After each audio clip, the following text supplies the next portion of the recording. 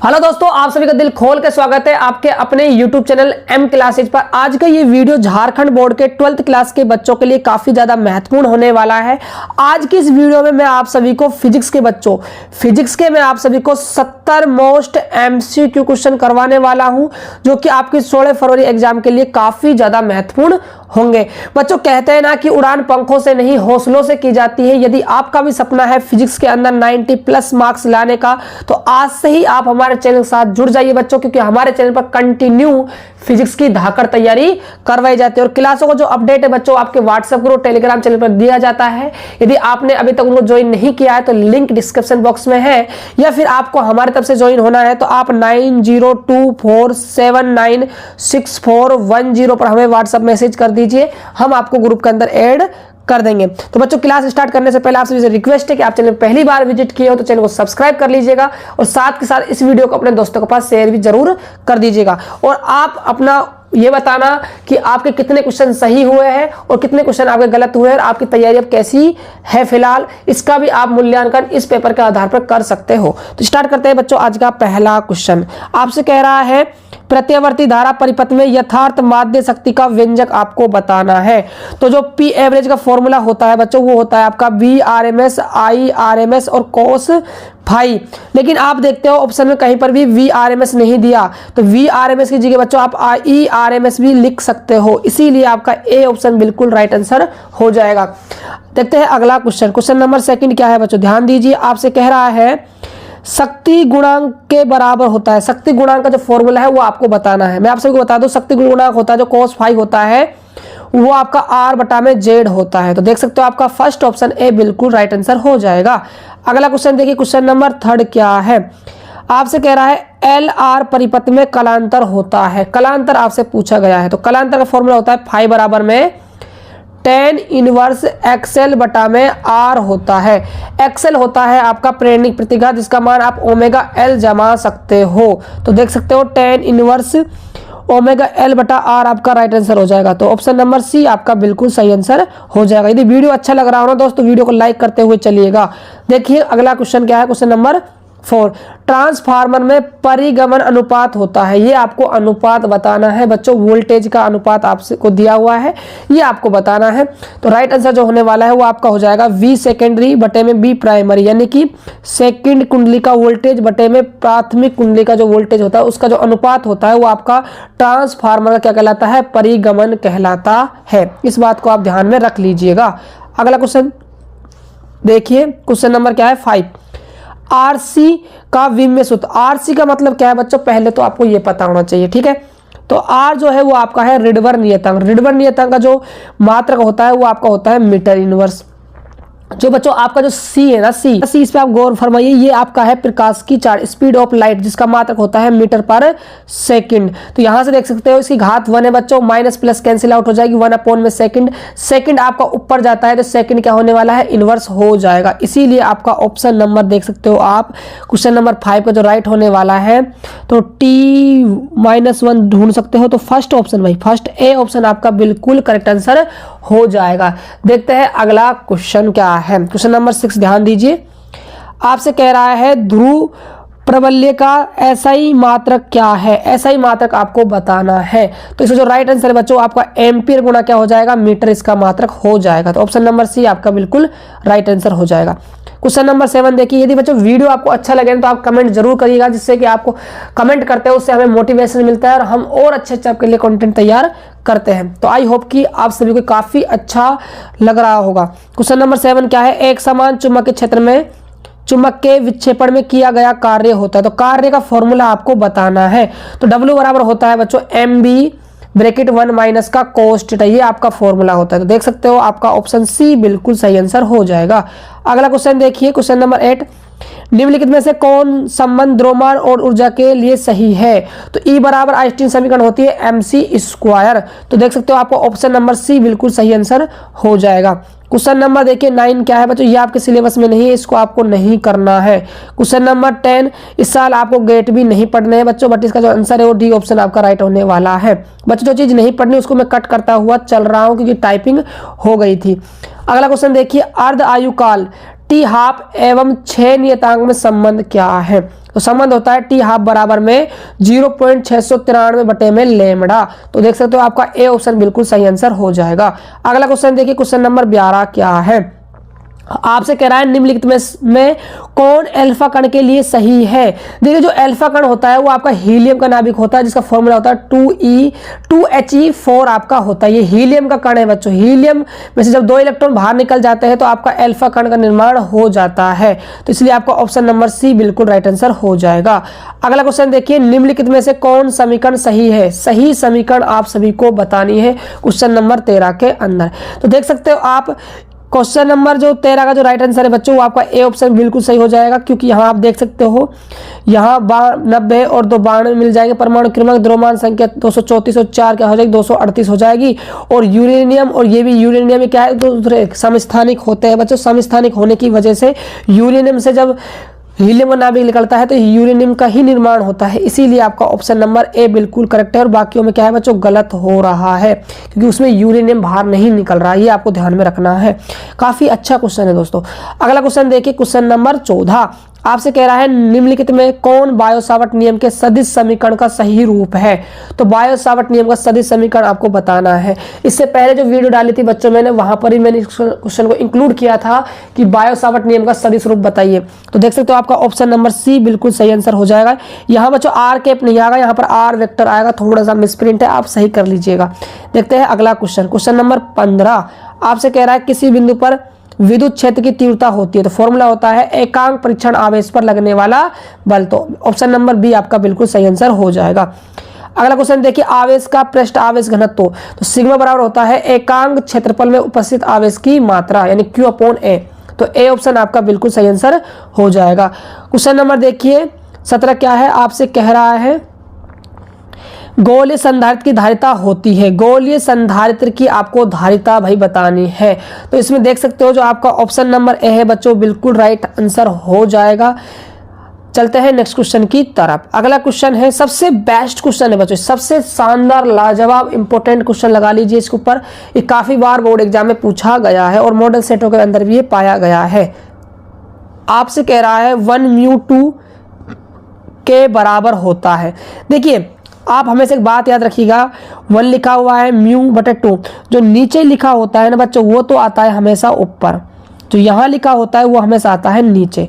तो देख सकते हो आपका ऑप्शन नंबर ए बिल्कुल सही आंसर हो जाएगा। ये ट्रिक है बच्चों इनको लिखने की। आपेक्षिक क्या है? परावर्तनांक होते हैं, ठीक है, इनको आप ध्यान में रख लीजिएगा।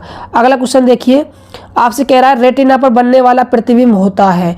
तो याद रखिए जो रेटिना जो प्रतिबिंब बनता है वो वास्तविक बनता है और कैसे बनता है? उल्टा बनता है। अगला क्वेश्चन देखिए, क्वेश्चन नंबर 20 क्या है? खगोलीय दूरबीन की आवर्धन क्षमता होती है। तो आवर्धन क्षमता का फॉर्मूला होता है m बराबर माइनस का F0 बटे में Fe। तो ऑप्शन नंबर बी आपका बिल्कुल सही आंसर हो जाएगा।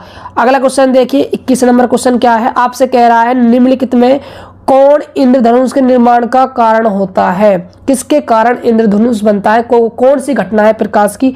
ये आप सभी से पूछा जा रहा है। तो याद रखिए ये वर्ण विक्षेपण की घटना होगी। ऑप्शन नंबर सी आपका बिल्कुल सही आंसर हो जाएगा। अगला क्वेश्चन है निम्नलिखित में कौन विद्युत चुम्बकीय तरंग नहीं है? विद्युत चुम्बकीय तरंग नहीं है वो आपको बताना है। तो ये प्रकाश, एक्स किरणें, अवरक्त किरणें, ये क्या है आपकी विद्युत चुम्बकीय तरंग है, लेकिन जो ध्वनि है वो आपकी नहीं होगी बच्चों। तो इसलिए आपका ऑप्शन नंबर सी बिल्कुल सही आंसर हो जाएगा। आगे ध्यान दीजिए बच्चों, कहते हैं ना आंखों में अरमान लिया, मंजिल को अपना मान लिया, तो क्या मुश्किल क्या आसान, जब ठान लिया तो ठान लिया। जी हाँ बच्चों, आपका भी सपना है फिजिक्स के अंदर 95 प्लस मार्क्स फोड़ने का, तो आज से ही अपनी तैयारी में लग जाइए, कंटिन्यू क्लासों को लीजिए, जिससे कि आपका बोर्ड एग्जाम काफी बेहतर तरीके से जा सके। तो देखिए आपसे कह रहा है पारदर्शी माध्यम हीरा के लिए क्रांति कोण का मान पूछा जा रहा है। तो क्रांति कोण आईसी का जो मान होता है हीरे के लिए वो 24.41 डिग्री आपका होता है बच्चों। तो इसीलिए आपका ऑप्शन नंबर डी बिल्कुल राइट आंसर हो जाएगा। अगला क्वेश्चन देखिए, फोटोन की ऊर्जा बराबर होती है। तो ई बराबर आता है फॉर्मूला H/ν। तो इसलिए आपका ए ऑप्शन बिल्कुल सही आंसर हो जाएगा। अगला क्वेश्चन देखिए, क्वेश्चन नंबर 25 आपसे कह रहा है चुंबकन क्षेत्र की तीव्रता H बराबर होती है। तो H बराबर होता है B0 बटे में म्यू नॉट, इसीलिए आपका ए ऑप्शन बिल्कुल सही आंसर हो जाएगा। अगला क्वेश्चन देखिए बच्चों, आपसे कह रहा है निम्नलिखित में कौन ऊंचाई ट्रांसफार्मर के लिए सही है। ऊंचाई ट्रांसफार्मर, दो प्रकार का ट्रांसफार्मर होते हैं भाई, ऊंचाई और अपचाई। तो ऊंचाई के लिए बात कर रहा है तो याद रखिएगा हमेशा जो सेकेंडरी जो कॉइल होती है भाई, सेकेंडरी जो कॉइल होती है उसके अंदर जो वोल्टेज का मान होता है वो प्राथमिक कुंडली से क्या होता है, ज्यादा होता है, इसीलिए आपका ऑप्शन नंबर बी राइट हो जाता। यदि आपसे अपचाई पूछता बच्चों तो आपका ऑप्शन नंबर ए चला जाता। फिलहाल ऊंचाई है इसीलिए ऑप्शन नंबर बी आपका बिल्कुल करेक्ट आंसर हो जाएगा। अगला क्वेश्चन ध्यान दीजिए, दिष्ट धारा के लिए प्रेरणिक प्रतिघात होता है। दिष्ट धारा के लिए प्रेरणिक प्रतिघात का मान आपसे पूछा जा रहा है, तो ध्यान दीजिएगा प्रेरणिक प्रतिघात का फॉर्मूला होता है एक्सएल बराबर में ओमेगा एल। ओमेगा आप लिख सकते हो 2πfl। धारा कौन सी है भाई, दिष्ट धारा के लिए जो फ्रीक्वेंसी का मान होता है वो कितना होता है, 0 होता है, तो 0 से मल्टीप्लाई होगा तो एक्सएल की वैल्यू आ जाएगी 0, यानी जो प्रेरणिक प्रतिघात है उसका मान आने वाला है 0, तो इसीलिए आपका ऑप्शन नंबर ए बिल्कुल सही आंसर हो जाएगा। अगला क्वेश्चन ध्यान दीजिए, धारावाहिक कुंडली का विद्युत चुम्बकीय आघूर्ण आपसे पूछा जा रहा है, तो इसका जो टॉर बराबर आता है फॉर्मूला NIA आता है, इसीलिए आपका ए ऑप्शन बिल्कुल सही आंसर हो जाएगा। अगला क्वेश्चन देखिए, विद्युत तीव्रता का SI मात्रक, विद्युत तीव्रता का आपसे SI मात्रक पूछा जा रहा है, तो फॉर्मूला होता है E बराबर में F बटा में Q। F है आपका बल तो न्यूटन और आवेश का मात्रक हो जाएगा कूलाम, तो न्यूटन बटे कूलाम आपका राइट आंसर, यानी कि ऑप्शन नंबर बी आपका सही चला जाएगा। अगला क्वेश्चन देखिए, क्वेश्चन नंबर 30, निम्नलिखित में धारा घनत्व के लिए कौन सही है। तो धारा घनत्व फॉर्मूला होता है एकांक अनुप्रस्थ काट के क्षेत्रफल से प्रवाहित धारा घनत्व कहलाती है, तो देख सकते हो आपका ऑप्शन नंबर बी बिल्कुल सही आंसर हो जाएगा। अगला क्वेश्चन देखिए, क्वेश्चन नंबर 31 क्या कह रहा है, निम्नलिखित में गतिशीलता के लिए कौन सही है। तो देखिए अपवहन जो वेग होता है वो विद्युत क्षेत्र की तीव्रता क्या होता है, समानुपाती होता है। समानुपाती हटाते हैं तो म्यू एक कांस्टेंट आता है जिसे हम क्या कहते हैं, गतिशीलता कहते हैं, तो गतिशीलता का फॉर्मूला हो जाएगा BD बटा में ई, तो राइट ऑप्शन देख सकते हो आपका ए ऑप्शन बिल्कुल सही आंसर हो जाएगा। अगला क्वेश्चन देखिए, क्वेश्चन नंबर 32, निम्नलिखित में कौन सही है ये आपको बताना है। 1 वाट बराबर पूछा जा रहा है बच्चों, 1 वाट बराबर क्या होगा। देखो वाट होता है शक्ति का मात्रक, पहली बात तो बच्चों शक्ति का फॉर्मूला होता है P बराबर में W बटा में T। W है आपका कार्य का मात्रक हो जाएगा जूल और टाइम का हो जाएगा सेकंड, ये ऊपर जाएगा बच्चों तो जूल गुणा में सेकंड इनवर्स आपका हो जाएगा, तो इसीलिए आप देख सकते हो ऑप्शन नंबर ए आपका बिल्कुल सही आंसर हो जाएगा। देखते हैं अगला क्वेश्चन, क्वेश्चन नंबर 33 बच्चों क्या है, नीला रंग के लिए कार्बन प्रतिरोध कलर कोड होता है। तो बच्चों आपने ट्रिक पढ़ी होगी, baby Roy of great Britain has very good wife, ये बच्चों ट्रिक है। तो आपसे ना नीले रंग का पूछा है, नीले रंग का स्टार्ट होते हैं 0 1 2 3 4 5 और 6, ब्लू मतलब होता है भाई नीला, तो आप देख सकते हो 6 नंबर पर ये आने वाला है, इसलिए आपका ऑप्शन नंबर डी बिल्कुल सही हो जाएगा। देखते हैं अगला क्वेश्चन, आपसे कह रहा है एम्पियर घंटा का मात्रक होता है। तो एम्पियर घंटा का मात्रक क्या होगा बच्चों, किसका मात्रक है ये आप सभी को बताना है। देखिए धारा का फॉर्मूला होता है I बराबर में Q अपॉन में T, तो Q का यदि आप वैल्यू निकालते हो तो Q बराबर हो जाएगा I गुणा में T।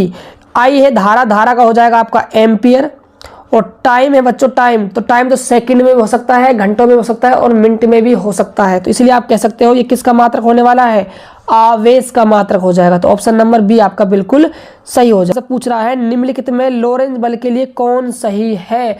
लोरेंज बल के लिए आप सभी को बताना है भाई। तो देखो लोरेंज बल क्या होता है, ये विद्युत बल, इलेक्ट्रिक फोर्स और मैग्नेटिक फोर्स के इक्वल होता है भाई लोरेंज बल, ये बात आप ध्यान रखिए। जो इलेक्ट्रिक फील्ड होता है उसके कारण जो इलेक्ट्रिक फोर्स लगता है उसकी वैल्यू होती है QE, और चुंबकीय क्षेत्र का जो बल लगता है आप इसमें QVV sin थीटा होता है। तो यहाँ से Q आप कॉमन ले लेते हो तो आपको क्या मिलेगा, Q तो बाहर आ जाएगा, E वेक्टर प्लस में V गुणा में B वेक्टर होने वाला है, क्रॉस इसलिए आया बच्चों कि साइन हमने हटा दिया, तो इसीलिए आप देख सकते हो आपका ऑप्शन नंबर ए बिल्कुल सही आंसर हो जाएगा। देखते हैं अगला क्वेश्चन, क्वेश्चन नंबर भाई 36 क्या है, आपसे कह रहा है 4 डायोप्टर क्षमता वाले लेंस की फोकस दूरी होती है। तो फोकस दूरी भाई आपको बतानी है। तो देख सकते हो आपको जो आंसर दिए हुए बच्चों कुछ मीटर में दिए हुए, कुछ आपको सेंटीमीटर में दिए हुए हैं, तो हम दोनों में निकाल के देखते हैं, मीटर में भी और सेंटीमीटर में भी, फिर देखते हैं कौन सा ऑप्शन सही करना होगा। ठीक है, यहाँ थोड़ा सा ना क्वेश्चन को घुमा रखा है। तो पावर दे रखी है आपको 4 डायोप्टर, राइट। जो संबंध होता है फोकस दूरी में वो 1 क्या होता है, पावर होता है। ये फॉर्मूला तो है भाई मीटर में, राइट। यदि आपको सेंटीमीटर में चाहिए तो आप 100/P सेंटीमीटर कर दोगे। देखो यहाँ आप 4 रखते हो, मीटर की बात कर रहा हूँ पहले मैं, तो आपको मिलेगा 0.25 मीटर। यदि आप यहाँ 4 रखते हो आपको मिलेगा 25 सेंटीमीटर। लेकिन देखो सेंटीमीटर में ना 0.25 दिया हुआ है। यदि 25 सेंटीमीटर होता तो फिर ही आपका ये ऑप्शन 25 सेंटीमीटर में चला जाता, बट 0.25 दिया हुआ है सेंटीमीटर में, इसी वजह से आप सेंटीमीटर में तो निकालोगे नहीं। लेकिन आप देख पा रहे हो मीटर में आ रहा है 0.25 मीटर, जो कि बिल्कुल ऑप्शन में दिया हुआ है, इसीलिए आपका ऑप्शन नंबर ए बिल्कुल करेक्ट आंसर हो जाएगा। अगला क्वेश्चन आपको नहीं करना है बच्चों, ये आपके सिलेबस में नहीं है। अगला क्वेश्चन देखिए, क्वेश्चन नंबर 38।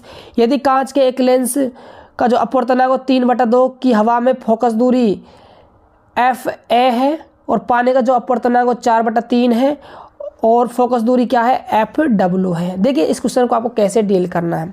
आपने फॉर्मूला पढ़ा होगा 1/F बराबर N2/N1 माइनस का 1 ब्रैकेट में 1/R1 माइनस का 1/R2। ये फॉर्मूला आप सभी ने पढ़ा होगा बच्चों। इस फॉर्मूले को मैं अप्लाई करने वाला हूँ, आप थोड़ा ध्यान से देखना क्योंकि क्वेश्चन थोड़ा सा बड़ा सॉल्यूशन हो जाएगा, इसीलिए एक पेज में करवाना थोड़ा पॉसिबल है नहीं। तो देखो पहले हम निकाल रहे हैं किसके लिए, हवा के लिए, तो FA N2 है भाई लेंस का अपवर्तनांक, और हवा में कितना होता है N1 का मान 1 हो जाएगा, तो N2/N1 का मान तो आप लिखोगे 3/2 माइनस का 1 1/R1 माइनस 1/R2। इसको आप इक्वेशन नंबर फर्स्ट दे दीजिए, या फिर आप ऐसे कर सकते हो, यहाँ से आप लघुत्तम लोगे तो आप कितना मिलने वाला है भाई, 1/2 मिलेगा। क्यों मिलेगा, क्योंकि ये आपका हो जाएगा 1.5 माइनस का 1, तो 1.5 में से 1 जाएगा तो आपको 0.5 बचेगा। 0.5 को आप 1/2 लिख सकते हो। तो यहाँ याद रखिएगा 1/2, और ये आपका चल रहा है, इसको मैंने इक्वेशन नंबर फर्स्ट नाम दिया है। ये आप समीकरण को ध्यान रख लीजिए। इसको मैं थोड़ा सा डिलीट कर रहा हूँ, बात करते हैं सेकंड के लिए।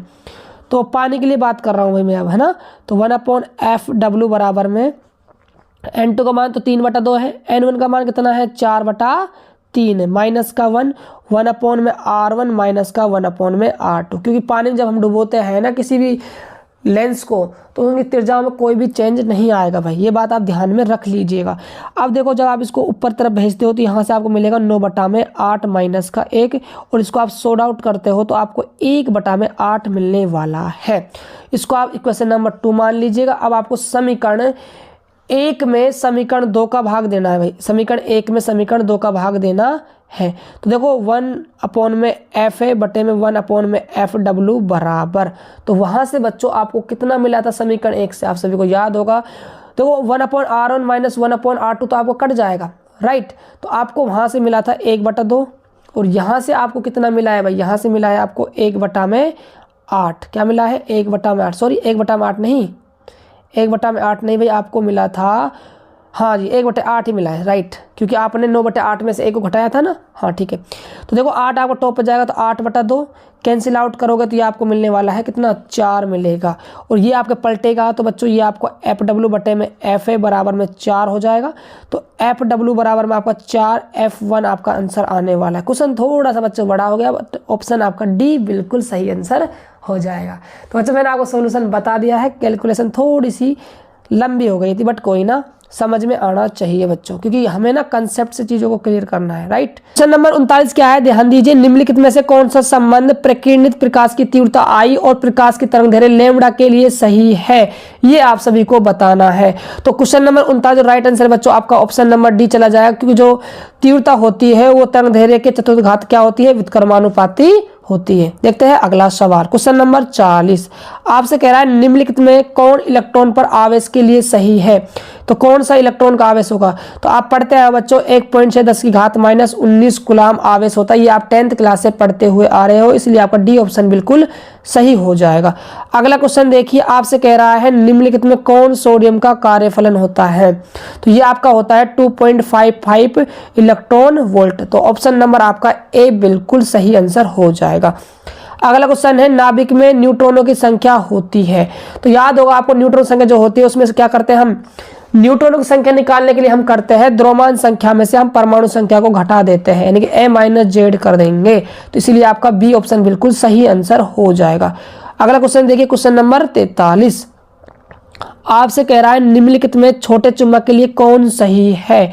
तो इसका जो राइट आंसर होने वाला है बच्चों आपका ऑप्शन नंबर बी बिल्कुल सही आंसर आपका हो जाएगा, क्योंकि जो अक्ष वाली जो तीव्रता होती है ना, वो निरक्षीय तीव्रता क्या होती है, दोगुनी होती है। क्वेश्चन नंबर 44 देखिए, ये आपके सिलेबस में नहीं, आपको नहीं पढ़ना बच्चों, टाइपिंग हो गया है इसलिए करवाना पड़ रहा है। जो चीज़ नहीं है सिलेबस में उसको मैं कट करते हुआ चल रहा हूँ। अगला क्वेश्चन है, निम्नलिखित में कौन सा मत पृथ्वी के चुंबकीय क्षेत्र BH और चुंबकीय C की आवर्ती के लिए सही है, ये आप सभी को बताना है। तो देख सकते हो आपका ए ऑप्शन बिल्कुल सही आंसर हो जाएगा।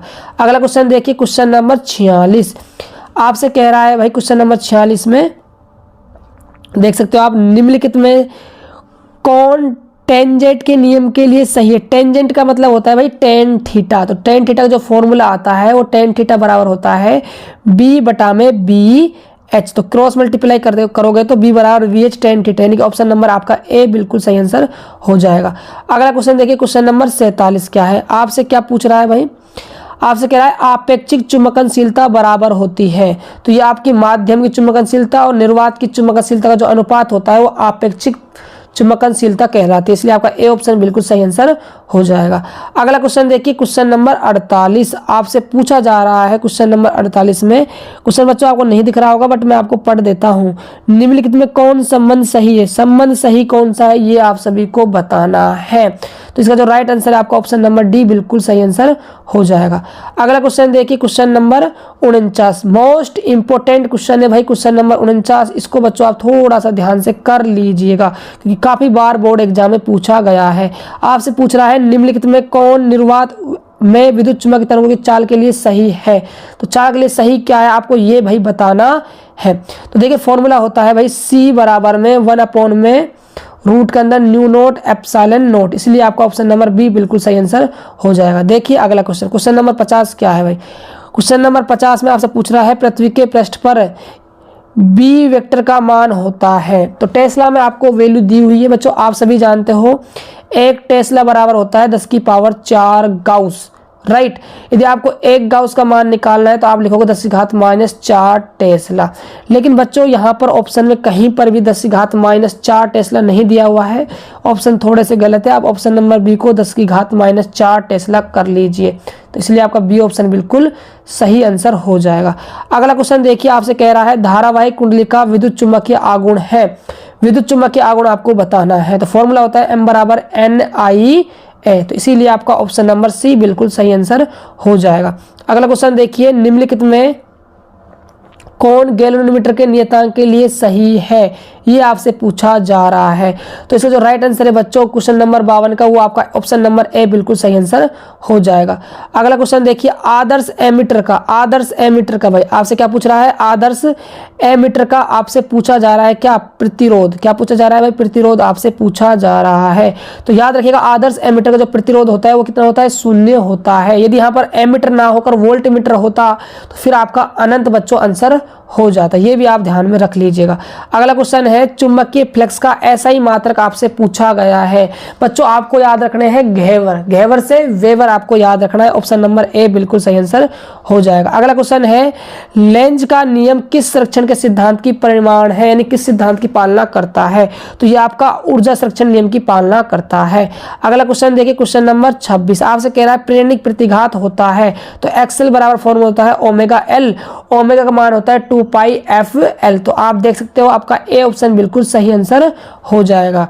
अगला क्वेश्चन, क्वेश्चन नंबर 57 सरल सूक्ष्मदर्शी की आवर्धन क्षमता होती है। तो इसकी फॉर्मूला होता है M = 1 D/F। तो ऑप्शन नंबर बी आपका बिल्कुल सही आंसर हो जाएगा। अगला क्वेश्चन है, संपर्क में रखे दो लेंसों की शक्ति होती है, तो शक्ति पावर आपकी ऐड हो जाती है, तो P1 में P2 आपका होने वाला, तो ए ऑप्शन आपका बिल्कुल सही आंसर हो जाएगा। अगला क्वेश्चन है क्वेश्चन नंबर 59, यदि आपसे कह रहा है न्यू जी यानी कि जी का अपवर्तनांक 3/2 दिया हुआ है, वाटर का अपवर्तनांक आपको 4/3 दिया हुआ है, तो वाटर रेस्पेक्ट में ग्लास का आपसे अपवर्तनांक पूछा जाए तो फॉर्मूला UG बटे में आपका UW हो जाएगा। तो UG का मान कितना है भाई, UG का मान है 3/2 और UW का मान है 4/3, तो यहाँ से आपका आ जाएगा 9/8। तो ऑप्शन नंबर सी आपका बिल्कुल सही आंसर हो जाएगा।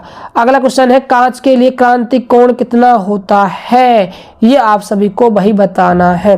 तो याद रखिएगा प्यारे बच्चों, कांच के लिए जो क्रांति कोण का मान होता है वो आपका 42 डिग्री लगभग होता है।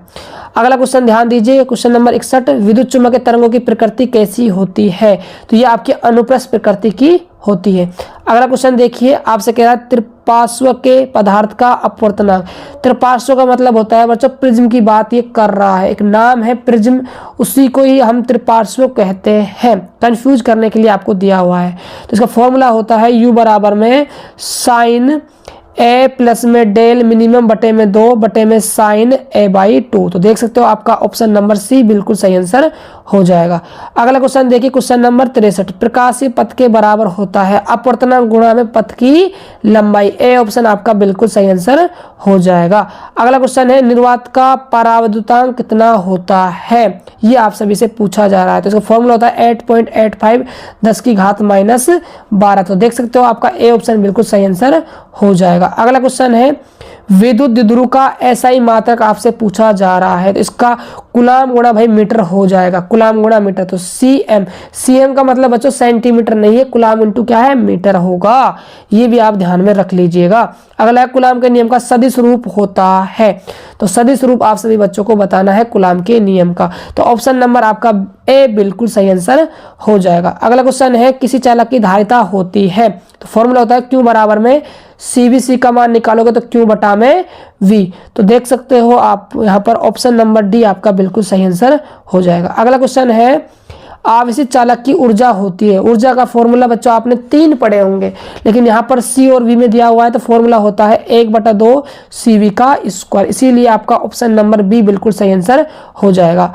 अगला क्वेश्चन देखिए, क्वेश्चन नंबर 69, यदि समान धारिता C1 के n संधारित्र समांतर क्रम में जोड़े जाए तो तुल्य धारिता होगी। देखो धारिता का फॉर्मूला आपने पढ़ा होगा, समांतर क्रम में Cp बराबर होता है C1 प्लस में C2 प्लस में C3, ऐसे आपके चलता है। तो देखो सबकी धारिता क्या है, C1 प्लस में C1 प्लस में C1 प्लस में C1। ये कितनी बार ऐड होंगे बच्चे, ये n बार ऐड होंगे, तो जो Cp बराबर आने वाला है वो NC1 आपका आ जाएगा। तो ऑप्शन नंबर सी आपका बिल्कुल राइट आंसर हो जाएगा। देखते हैं अगला and last and final question, question number 70, आपसे कह रहा है वायु के लिए परावैद्युत सामर्थ्य होता है। तो वायु के लिए आपको बताना, तो याद रखिएगा 3 × 10⁶ वोल्ट मीटर इनवर्स ये होने वाला है, तो इसीलिए आपका ए ऑप्शन बिल्कुल सही आंसर हो जाएगा। तो बच्चों इसके अंदर वीडियो के अंदर हमने 70 MCQ क्वेश्चनों को विद रीजन के साथ सॉल्यूशन कर लिया है। ऐसे ही आपको आगे long question, derivation type question की वीडियो कंटिन्यू आपको हमारे चैनल पर क्लासें मिलती रहेगी। आपके एग्जाम को नस्ते नाबूद कर दूंगा बच्चों, आप हमारे साथ बने रहिए। यदि आपको वीडियो अच्छा लगा हो तो आप प्यारे प्यारे कमेंट करके जाना। यदि आपको कोई भी क्वेश्चन समझ में नहीं आया है तो आप हमसे डाउट क्लियर कर सकते हो, 9024796410 पर आप हमसे कॉन्टेक्ट कर सकते हो। और ग्रुप में जुड़ना है तो इस पर आप मैसेज कर दीजिएगा, या फिर डिस्क्रिप्शन बॉक्स में लिंक है, वहां से आप जुड़ सकते हो। तो आई होप कि आपको ये वीडियो काफी पसंद आया होगा, इसलिए चैनल को सब्सक्राइब कर दीजिए, वीडियो को लाइक कर दीजिए। तो मिलते हैं और एक बेहतर वीडियो के साथ, तब तक के लिए जय हिंद, वंदे मातरम।